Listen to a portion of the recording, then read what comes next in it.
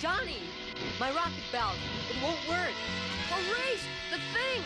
It's almost on him! Saturday morning cartoons were supposed to be safe. You'd pour a bowl of cereal, flip on the TV, and let the world outside disappear.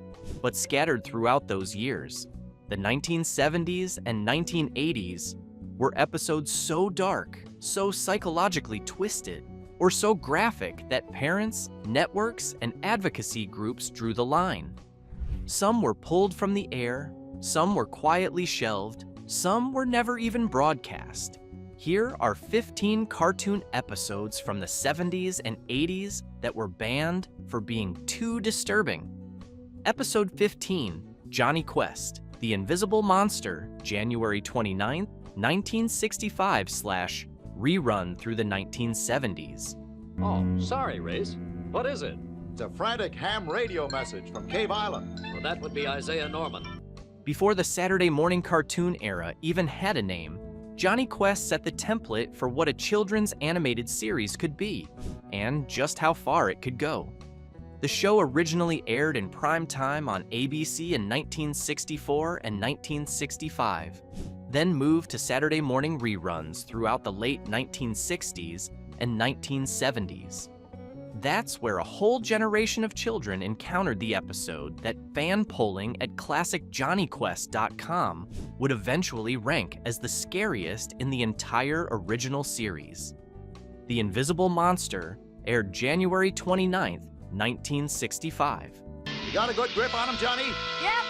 Once around the park, fellas. Dr. Isaiah Norman, an old colleague of Dr. Quest, has been experimenting with molecular energy and created something he cannot control, something invisible to the eye, something that absorbs and devours everything it contacts. The episode opens with his frantic, desperate radio call for help before going horrifyingly silent. When Dr. Quest and the team arrive, they find the creature has already consumed Dr. Norman entirely, leaving no trace. The invisible entity stalks them across the island, and everything it absorbs becomes part of it, making it larger, stronger, and increasingly impossible to stop. What made this episode different from the cartoon violence of its era was the texture of the threat. There was nothing to see. The monster was a presence, felt through the destruction it caused, through the dissolving of materials.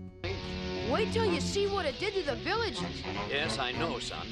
That's why we've got to find it and destroy it. Through the sheer existential horror of something you couldn't defend against because you couldn't find it. Johnny's eventual solution, using spray paint to make the creature visible, is one of the most memorable moments in the show's run, precisely because the build-up to that moment was so frightening. The show's relationship with censorship was ongoing throughout the 1970s reruns. Advocacy groups, including the National Association for Better Radio and Television, cited Johnny Quest's violence as among the most objectionable on children's television. Scenes of combat and death were trimmed in later rebroadcasts. By the early 1970s, under sustained pressure from Action for Children's Television and similar organizations, the unedited version of the original series, Yuck! What a monster! It's a terrible-looking thing. became increasingly difficult to see. Episode 14, Johnny Quest, Turu the Terrible, 1964 / rerun, then restricted.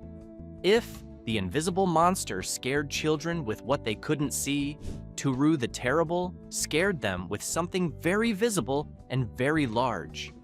Dr. Quest leads an expedition up the Amazon in search of high-grade trinoxate, a metal essential to the space program, and discovers that the deposit is guarded by a living pteranodon named Turu, kept under the control of a bitter, cruel recluse who used the creature as an instrument of terror and domination. The recluse had fitted Turu with a collar that transmitted pain, using it to force the enormous animal into servitude. The violence in this episode was not cartoonish. He's got me, Race. Use the bazooka. Turu attacked humans with genuine ferocity, and the implied fates of those who crossed the recluse's domain were not softened for a young audience. The man operating Turu was not a flamboyant villain with a costume. He was an ordinary-looking human being who controlled a dinosaur with cruelty and used it without hesitation. That combination of mundane human evil and prehistoric physical threat was deeply affecting for children watching. The show was voiced by Tim Matheson as Johnny, and the episode's sound design, the screech of the pteranodon, the dense jungle atmosphere, contributed to an episode that many viewers from the 1970s rerun era cite as formative childhood nightmare material. Like The Invisible Monster, it was among the episodes that drew repeated scrutiny. Kill, Turu! Kill! When Johnny Quest was reviewed by broadcast standards organizations during its Saturday morning years. Episode 13, Scooby-Doo, A Frightened Hound Meets Demons Underground, November 13th, 1976. The Scooby-Doo franchise built its entire identity on the reassurance that nothing supernatural was ever real.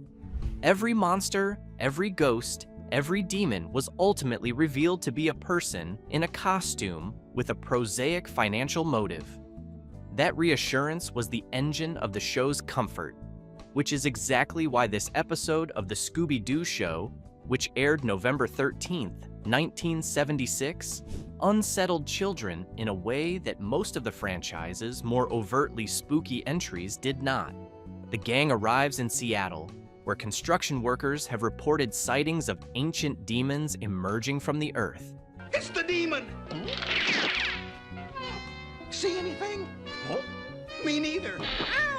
The investigation leads to an underground city beneath Seattle, a sealed, forgotten space filled with enormous, grotesque demon statues. What disturbed children, and what remained with them, was not the demons themselves, but the atmosphere of the underground setting. The statues in the museum had an uncanny visual quality that the show's usual villain designs lacked. They were not men in costumes dressed to look threatening. They were designed to look genuinely wrong. Faces that seemed wrong, proportions that seemed wrong. The silence of the space beneath the familiar city above.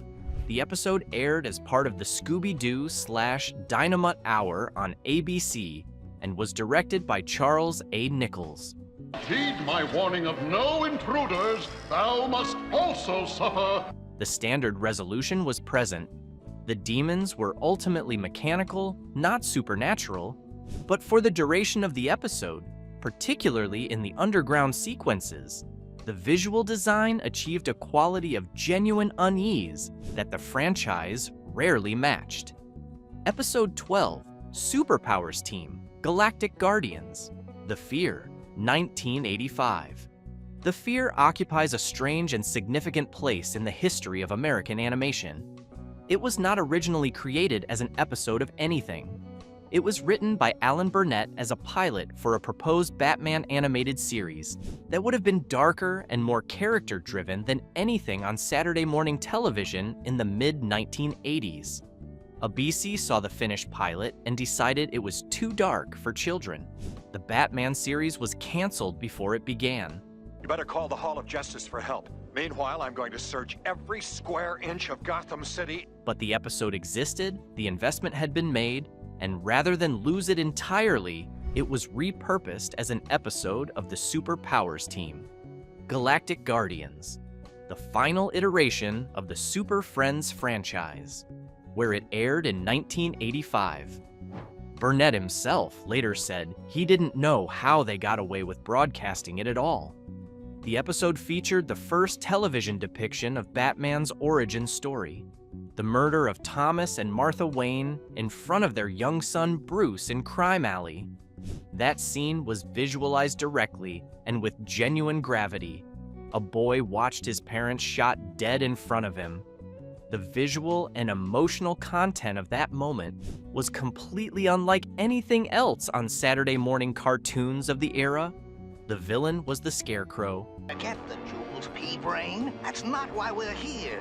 But can't we do a little shopping till Batman arrives? Whose fear gas forced Batman to relive his worst memories.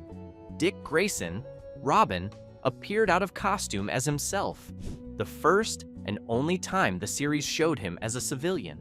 The episode was designed as a character study rather than an action adventure, and the psychological weight of it landed differently on children who had no framework for processing it. It remains, by wide consensus, the single darkest episode in the entire Super Friends lineage.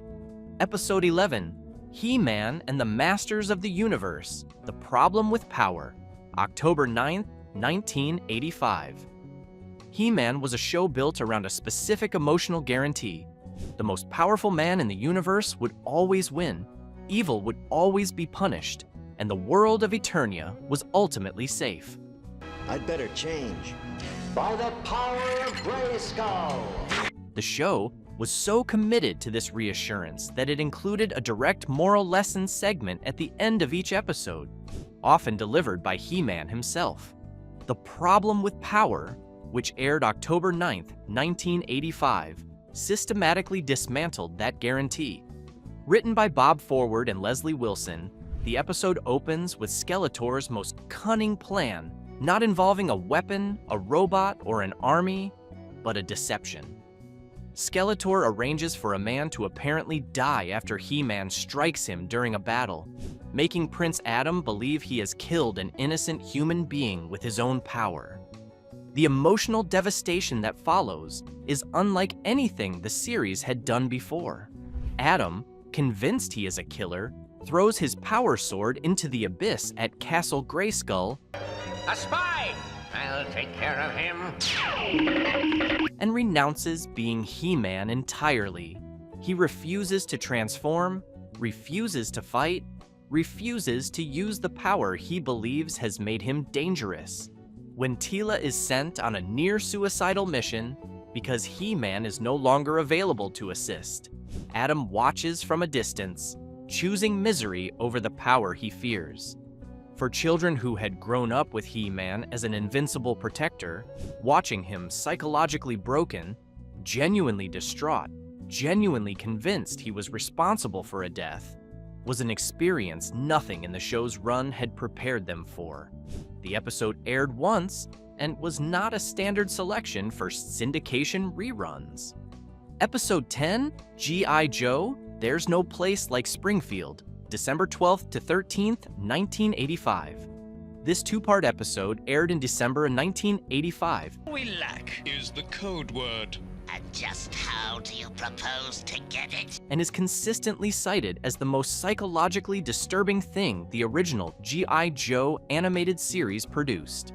Written as a deliberate homage to Patrick McGoohan's The Prisoner, the episodes follow Joe member Shipwreck, voiced by Neil Ross, through an experience of sustained psychological torture that is genuinely difficult to categorize as children's programming. The premise? Cobra has drugged Shipwreck and placed him inside a perfect simulation of an American town called Springfield, set several years in the future. The war with Cobra is over. He is married to his former love, Mara. He has a daughter. Everything is peaceful, domestic, and complete. The episode's horror comes from Shipwreck's growing awareness that none of it is real. Smear the blighter! No! You'll ignite the explosive! And the specific visual nightmare of watching his apparent friends and family begin to deteriorate.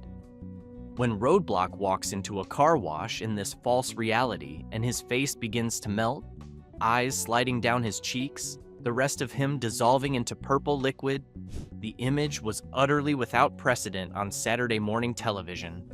The episode aired over 2 consecutive days, December 12th and 13th, 1985, on syndicated broadcast. Shipwreck's address in the false Springfield is deliberately listed as 6 Village Drive, a direct reference to the prisoner's village. The ending is genuinely sad, with no restoration of what was lost. Many children who encountered these episodes were significantly unprepared for the combination of suburban domestic warmth and body horror that the writing delivered. I don't know! Do the Joes have the information? I don't know! Episode 9, Dungeons and Dragons, Requiem, scripted 1986, never animated. The Dungeons & Dragons animated series ran from 1983 to 1985 on CBS and followed 6 children trapped in a fantasy realm, searching for a way home while guided by the cryptic dungeon master and pursued by the villain Venger. The show was canceled before its planned finale could be produced. That finale, Requiem, exists as a completed script and was later produced as a full audio drama with the original voice cast for the 2006 BCI DVD release of the complete series. It was never animated. The reasons were partly commercial. The cancellation came before production was scheduled to begin. We're still alive. Yeah, no thanks to Dungeon Master. But the content of the script itself would have made it one of the most emotionally devastating things ever produced under the banner of a Saturday morning cartoon. In Requiem, the children are finally offered the chance to go home. But the path home requires confronting Venger directly, and the episode reveals what Dungeon Master has never told them. Venger is his own corrupted son.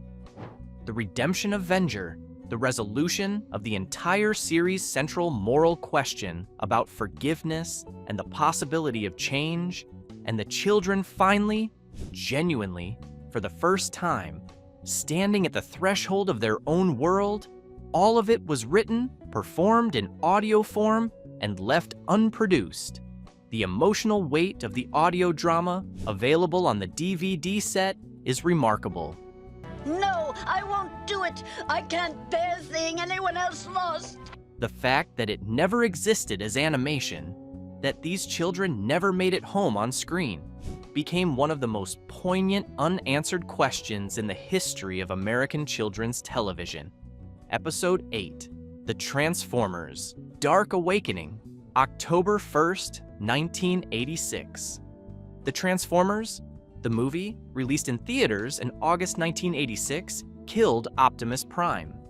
The decision was made by Hasbro to eliminate older toy characters to make room for newer ones, and the filmmakers executed it with a degree of narrative weight that nobody involved, or watching, expected.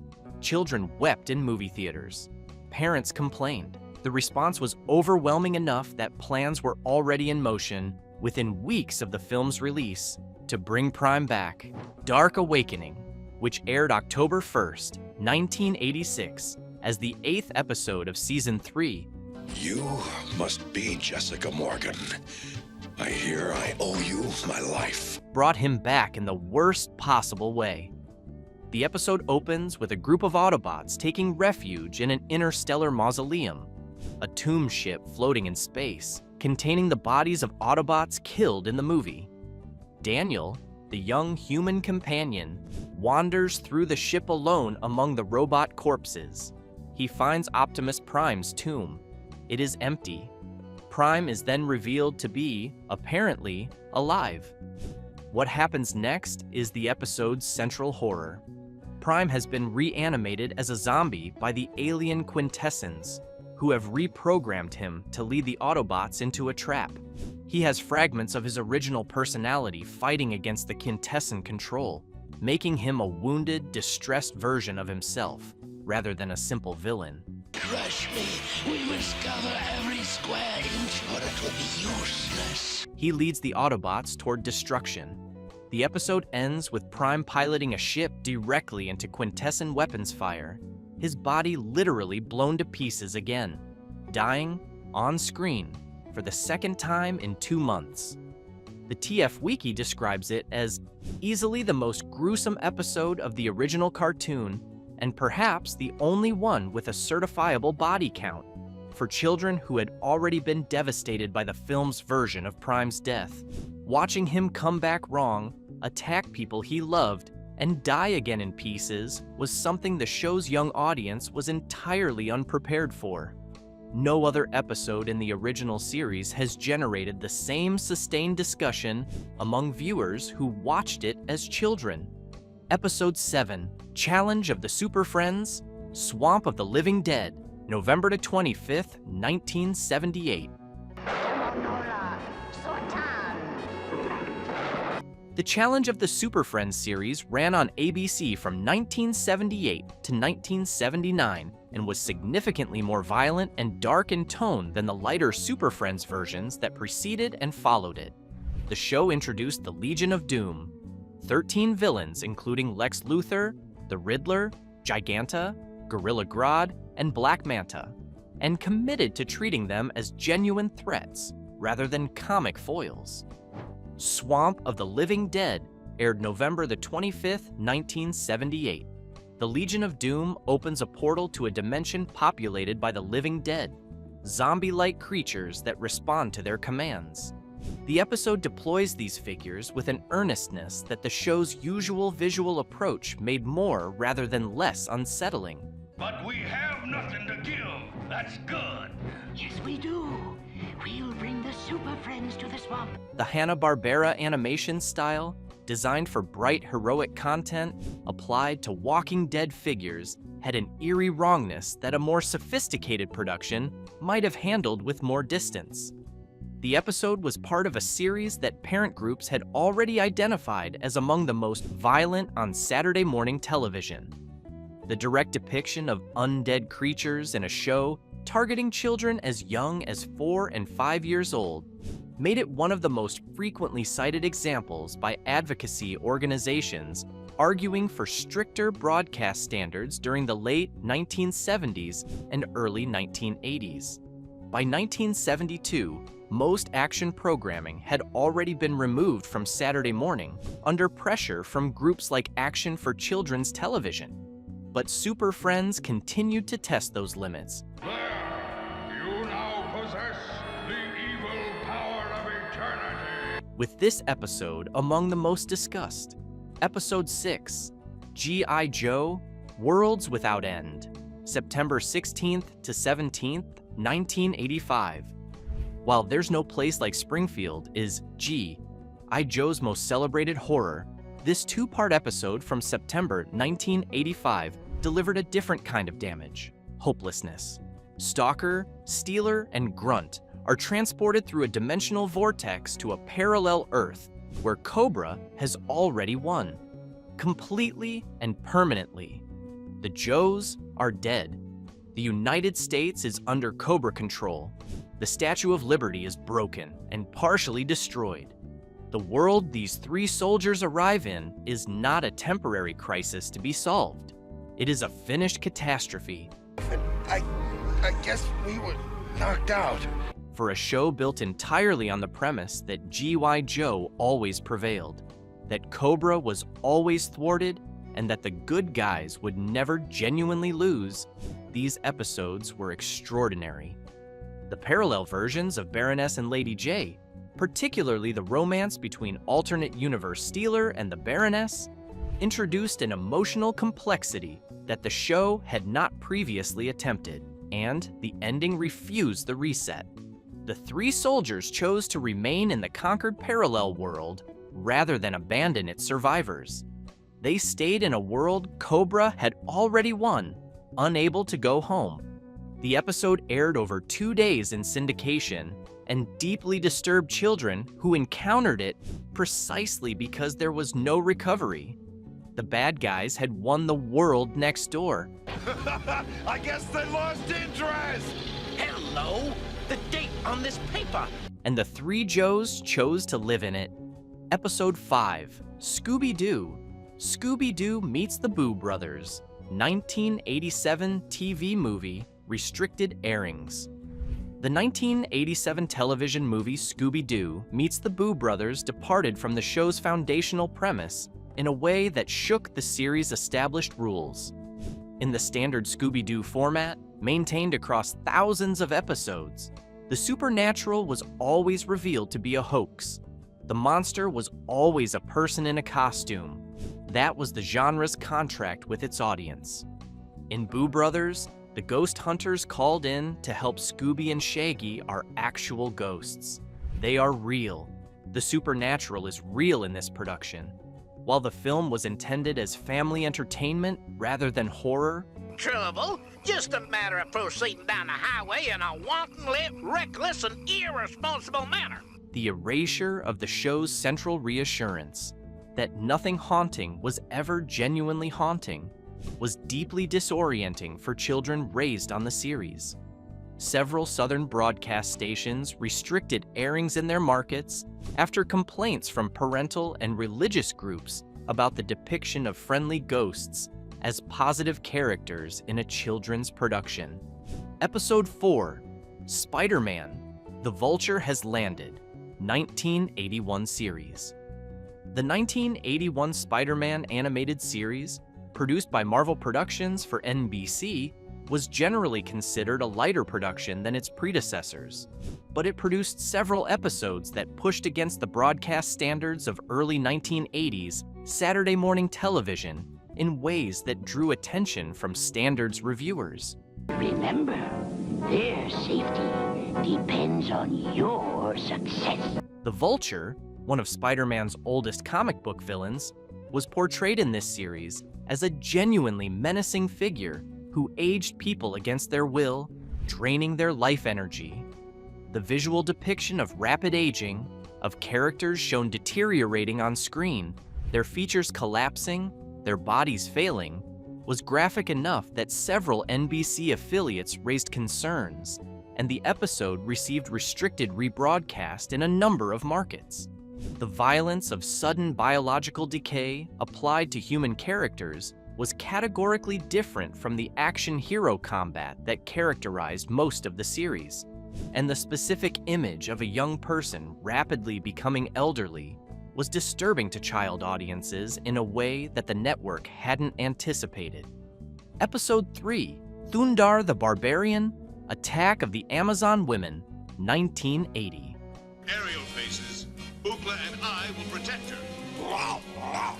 Thundarr the Barbarian debuted on ABC in October 1980, 3 years before He-Man, and operated with a visual ferocity and post-apocalyptic darkness that set it apart from almost everything else on Saturday morning television at the time. Created by Steve Gerber with character designs by Alex Toth and Jack Kirby, the show was set 2,000 years after a runaway planet had devastated Earth, a world of broken cities, enslaved populations, sorcery, and tyranny. The episode Attack of the Amazon Women featured Thundarr and his companions encountering a society organized around forced servitude and combat with the specific visual content, chains, captivity, figures being driven at the point of weapons. Make haste, Thundarr! Descend to your doom! I think not. Being detailed enough to generate parental complaints. The show as a whole operated at a level of implied violence and human suffering that the advocacy organizations of the early 1980s found deeply inappropriate for its target age group. Several episodes, including this one, were identified by NBC broadcast standards reviewers as pushing against acceptable limits. The show was canceled after 2 seasons, with ABC opting to give the time slot to a production based on Laverne and Shirley. The cancellation was attributed to a combination of budget considerations and ongoing network discomfort with the show's content. Episode 2, The Real Ghostbusters, Knock Knock, November 28, 1987. The Real Ghostbusters ran on ABC from 1986 and was Down the old hatch! How about down the old disposal? Hey! By the standards of late 1980s Saturday morning television, unusually willing to engage with genuine horror imagery. The show had been through several creative upheavals. J. Michael Straczynski, who later created Babylon 5, was the story editor for much of the early run and consistently pushed the show toward darker material. Knock Knock aired November 28, 1987. The premise involved a door in New York City, a sealed, ancient door in a subway tunnel that was the door to the land of the dead. When construction workers accidentally break the seal, the dead begin to flood through.